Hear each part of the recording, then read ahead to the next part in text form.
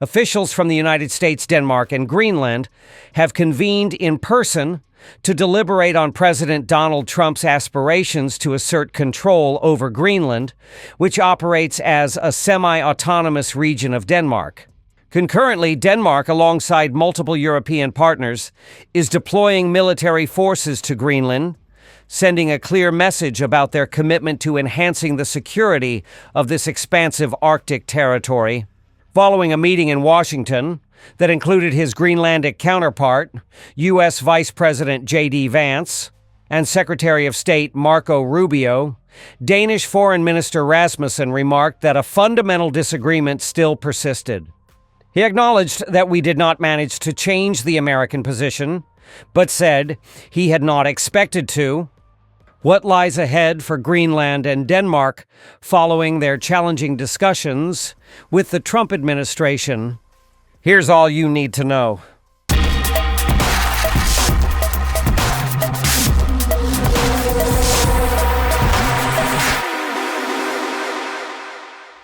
The Danish Foreign Minister Rasmussen announced that Denmark, Greenland, and the United States have come to an agreement to establish a high-level working group to explore if they can find a common way forward. He further indicated his anticipation that the inaugural meeting of this group will take place within a matter of weeks. Officials from Denmark and Greenland refrained from disclosing the members of the group or providing additional information. Rasmussen emphasized that the group's priority should be to tackle U.S. security issues while honoring Denmark's established red lines. Both nations are allies within NATO. He declined to provide further details on what a potential compromise might entail, and there is a general sense of low expectations. According to Poulsen, the Danish defense minister, the existence of the group is preferable to not having any working group at all, emphasizing that it is a step in the right direction. At the very least, it will enable direct communication between the two parties, instead of discussions taking place about one another. While discussions unfolded in Washington, the Danish Defense Ministry revealed plans to bolster its military presence in Greenland, collaborating with NATO allies.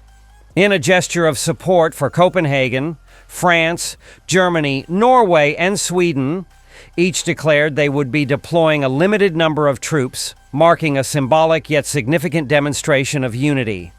The UK said one British officer was part of what it called a reconnaissance group for an Arctic endurance exercise. The German Defense Ministry announced that it has sent 13 soldiers with the intention of gauging the possibilities to ensure security with a view to Russian and Chinese threats in the Arctic. It said it was sending them on a joint flight from Denmark as a strong signal of our unity. Although the presence of European troops is mainly symbolic now, the timing of their deployment was certainly intentional. The initiatives taken by Europe are spearheaded by Denmark and are not managed through NATO, an organization largely influenced by the United States. Nonetheless, the European partners are eager to maintain NATO's relevance, with Germany expressing that the aim is to obtain a well-founded picture on the ground for further talks and planning within NATO. According to Danish Defense Minister Poulsen, he and the Foreign Minister of Greenland intend to hold discussions with NATO Secretary General Mark Rutte in Brussels, focusing on the security situation in the Arctic and its surrounding areas. Meanwhile, NATO has been exploring strategies to enhance security within the Arctic region. Trump has consistently maintained that it is essential for the United States to assert control over Greenland to ensure national security. In his efforts to rationalize the push for American acquisition, he has frequently pointed out that both China and Russia have their own interests in the territory, which is rich in unexplored reserves of vital minerals.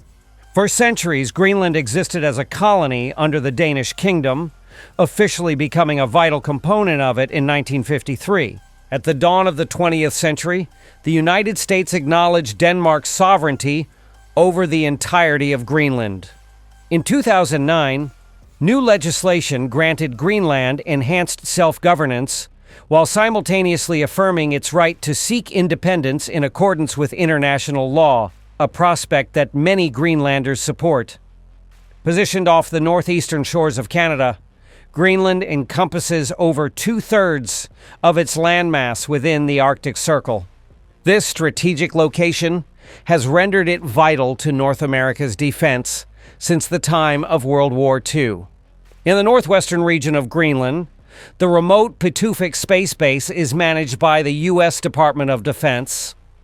This facility was established following a defense pact signed in 1951 between Denmark and the United States, facilitating operations related to missile warning, missile defense, and space surveillance for both the U.S. and NATO.